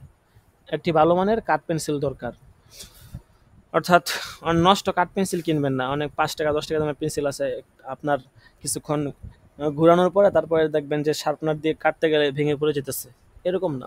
ভালো মানের একটা পেন্সিল কিনা, ওইটা হচ্ছে দলিল মাস্তা সমূহ লেখার ক্ষেত্রে রাফ খাতা যখন লিখবেন পেন্সিল দিয়ে আগে লেখা, তারপরে আপনার আপনার যে মূল খাতা আছে সেখানে উঠানো। 4 নাম্বার হচ্ছে পেন্সিলের লেখা মোছার জন্য একটি রাবার, সেই সাথে পেন্সিল কাটার বা শার্পনার। পেন্সিলের লেখা মোছার জন্য একটি রাবারের প্রয়োজন হবে। অনেক সময় দেখা গেছে পেন্সিলের মাথায় রাবার লাগানো থাকে, ওইটা সাময়িক সময়ের জন্য চলে, কিন্তু এই রাবারটা তো ছোট, যার কারণে এটা একটু অল্প একটু করে মুছলেই এটা হচ্ছে আপনার দেখা গেছে আপনার এটা দ্রুত শেষ হয়ে যায় আর কি। এই জন্য এক্সট্রা রাবার কিনে নেওয়ার চেষ্টা করবেন। আচ্ছা, 5 নাম্বার হাইলাইটার পেন বা মার্কার, যেটা দিয়ে গুরুত্বপূর্ণ পয়েন্ট বা স্থানগুলো মার্ক করা যাবে। এই যে হলুদ কালারের কলম আছে কিছু, ঠিক আছে, ওইটা দিয়ে আপনার দেখা গেছে কিতাবাদি যারা পড়ছেন বিভিন্ন গুরুত্বপূর্ণ জায়গা মহল্লে ইমতিহান দাগানো যায়, ওইটা উদ্দেশ্য আর কি। গুরুত্বপূর্ণ কিছু পয়েন্ট থাকে, ওগুলো দাগানো যাবে প্রয়োজন মোতাবেক, এরকম একটা কলম। তারপরে হচ্ছে 6 নাম্বার A4 সাইজ কাগজ শিট। রিম পাওয়া যায় আলাদা, আপনার 480 টাকা 500 টাকা এরকম লাগবে মোটা। তো এরকম একটা কাগজ শিট কিনে নেবেন। এটা কাগজের গ্রামটা প্রত্যেকটা পেজ যেন 70 থেকে 80 গ্রাম হয়, একদম নর্মাল না। এক ক্রিম কিনে নেবেন। চূড়ান্ত ফতোয়া লিখে উস্তাদের কাছে পাঠাতে সেটা কাজে লাগবে। লিখিত ফতোয়া এটা হচ্ছে আপনার গ্রহণযোগ্য বেশি, কম্পিউটারে সেটাও চলে, সমস্যা নাই। তবে আগে হাতে লিখে তারপরে কম্পিউটারে টাইপ করলে ওটা বেশি আরও মানানসই। 7 নাম্বার কাগজপত্র রাখার একটি ফাইল, প্লাস্টিকের হলে ভালো হয়, বিভিন্ন কাগজপত্র এগুলো রাখার জন্য একটা ফাইল। এরপরে 8 নাম্বার কলম পেন্সিল ইত্যাদি রাখার জন্য একটি ছোট হ্যান্ডব্যাগ। পরীক্ষার জন্য আপনারা যারা পরীক্ষা দিয়েছেন, পরীক্ষা দেন, ওনারা ওটা ভালো জানেন যে কলম টলম রাখার জন্য একটা ছোট ব্যাগ থাকলে ভালো হয়। 9 নাম্বার ফতোয়ার খসড়া লেখার জন্য একটি খসড়া খাতা, এটি বাংলা বা অঙ্ক একটি হলেই হবে। ফতোয়া লেখার জন্য একটি খসড়া খাতা, এটা আপনার বাংলা হতে পারে, ইংরেজি হতে পারে, ইংরেজি না মানে অঙ্ক আর কি। তো অর্থাৎ প্রথমে আর কি ফতোয়াটা খসড়া ভাবে লিখে নিলেন, ঠিক আছে, তারপরে আপনি ফাইনাল লিখলেন আর একটা নতুন খাতাতে।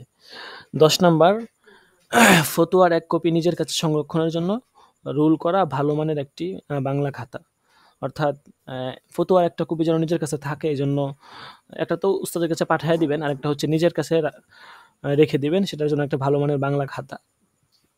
তারপরে দেখেন 2টা পয়েন্ট বলা হচ্ছে যে যারা কম্পিউটারে লিখবেন তাদের জন্য বেশ কিছু জিনিস বা বাদ পড়বে, তবে ভালো হয় খাতায় খসড়া ইত্যাদির কাজ চূড়ান্ত শেষ করে কম্পিউটারে টাইপ করা, এতে হাতের লেখাও চালু হবে। এরপর আরেকটা পয়েন্ট বলা হচ্ছে কারো হাতের লেখা অসুন্দর থাকলে সেটা আগে মস্কের মাধ্যমে সহি করতে হবে। অশুদ্ধ বা অসুন্দর লিখন শৈলীতে ফতোয়া লেখা গ্রহণযোগ্য নয়। অনেকের লেখা আসলে খুব বিশ্রী, দেখা গেছে পড়ার মতো না, আবার অনেকের লেখা মাশাআল্লাহ খুব সুন্দর। তো এত সুন্দর যদি নাও হয়, অন্ততপক্ষে যেন একটু সাজানো গুছানো থাকে, লেখাটা যেন আরেকজন দেখলে একটু ভালো লাগে বা তার পড়তে মনে চায়। এত বিশ্রীভাবে লেখা দেখা গেছে বিরক্তি এসে যায়, এটা তো ঠিক না। তো সেক্ষেত্রে লেখা মাস্কের বই কিনে বা সুন্দর হস্তলিপির অধিকারী কারো কাছে গিয়ে অনুসরণ করা যেতে পারে। আচ্ছা, বিশেষ দ্রষ্টব্য সুন্দর হাতের লেখা, উপস্থাপনা ও সাজানো গোছানোর উপর পরীক্ষায় এক্সট্রা নাম্বার প্রদান করা হবে। আচ্ছা ঠিক আছে, এটা আমি আপনাদেরকে গ্রুপে দিয়ে দিব, সমস্যা নেই। আপনাদের তামরিন যে গ্রুপটা আছে এই গ্রুপে দিয়ে দিব। তো এই বিষয়গুলো আপনারা সকলেই সংগ্রহ করে নেবেন, এগুলো খুব জরুরি। ঠিক আছে, এগুলো আপনারা যারা অনেকেই মোবাইলে ফতোয়া লেখে, আসলে মোবাইলে লেখা এটা হচ্ছে আপনার, যদি আপনি খাতা কলমে লিখতে পারেন এবং প্র্যাকটিক্যালি, তাহলে এটাই হচ্ছে আসল নিয়ম। এখন মোবাইলে লেখা বা কম্পিউটারে টাইপ করা এটা হচ্ছে পরিস্থিতির শিকার হয়ে বা আপনি ওটা ভিন্ন হিসাব, কিন্তু মূল মাসলা হচ্ছে বা মূল বিষয় হচ্ছে হাতে কলমে, কাগজে কলমে লেখা, এটা হচ্ছে মূল বিষয়। তো এই বিষয়টার প্রতি সকলে লক্ষ্য রাখবো। আচ্ছা যদি আমরা যে ফটোগুলো কাগজে বা কলমে লেখার চেষ্টা করবো বা দেখবো, পরে এটা আপনাদের মাধ্যমে কি ছবি তুলে পাঠাবো না অন্য কোনো মাধ্যমে? এটা হচ্ছে আপনারা দুইটা সিস্টেমে পাঠাতে পারেন, সবচেয়ে ভালো হয় প্রত্যেক আমাদের সিস্টেমটা হচ্ছে প্রত্যেক পরীক্ষার আগে আমরা ফতোয়াগুলো জমা নিয়ে থাকি। যেমন প্রথম সাময়িক পরীক্ষা যখন হবে, কুরবানির আগে একটা টেস্ট পরীক্ষা হবে, ওটা নর্মাল পরীক্ষা, ওটা কোনো ইয়া না। প্রথম সাময়িক, দ্বিতীয় সাময়িক এবং বার্ষিক পরীক্ষা, প্রত্যেক পরীক্ষার আগে আপনার নির্দিষ্ট একটা হিসাব থাকবে যে এই পরীক্ষায় এতগুলো তামরিন আপনাকে জমা দিতে হবে। তো দেখা গেছে প্রত্যেক সপ্তাহে একটা দুইটা করে তামরিন থাকে, যারা জমায় রাখে ওদের জন্যই জমে যায়, আর যারা নিয়মিত লেখে ফেলে এদের জন্য এটা ব্যাপারই না। ঠিক আছে, একদম সহজ বিষয়। তো দেখা গেছে আপনার আপনি চাইলে সবগুলো লেখার পরে পরীক্ষার আগ মুহূর্তে, অর্থাৎ যখন তামরিনের পরীক্ষা হবে তখন আপনি আমার কাছে পাঠিয়ে দিলেন, আমাদের ঠিকানায় পাঠিয়ে দিলেন। যদি পাঠাইতে না পারেন সেক্ষেত্রে ডক স্ক্যানার দিয়ে ছবি তুলে পিডিএফ করে পাঠিয়ে দিলে আমরা এখান থেকে প্রিন্ট করে নিব। ঠিক আছে, এই দুইটা একটা করতে পারেন আর কি, তখন আমরা দেখি। মানে পরীক্ষা পাঠানোর জন্য যে একটা কুরিয়ার মাধ্যমে পাঠাতে হবে, তাই না? হ্যাঁ, ম্যান টু ম্যান একটা পার্সেলের সিস্টেম আছে, ওই সিস্টেমে পাঠাইতে পারেন, আপনাদেরকে শিখিয়ে দেবো, সমস্যা নাই ইনশাল্লাহ।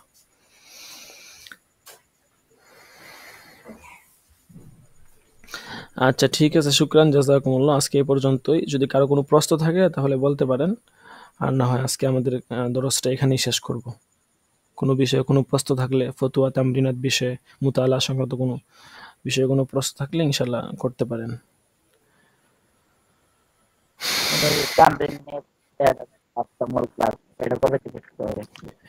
ইনশাল্লাহ এই দরসগুলো শেষ হওয়ার পরেই শুরু হবে।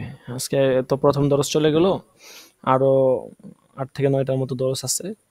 তো দেখি ইনশাল্লাহ আগামী সপ্তাহে শুরু করা যায় কিনা। ইনশাল্লাহ শুরু হয়ে যাবে খুব দ্রুতই। আচ্ছা ঠিক আছে। আচ্ছা, আসসালামু আলাইকুম ওয়া রাহমাতুল্লাহ। ওয়া আলাইকুম আসসালাম ওয়া রাহমাতুল্লাহি ওয়া বারাকাতুহু।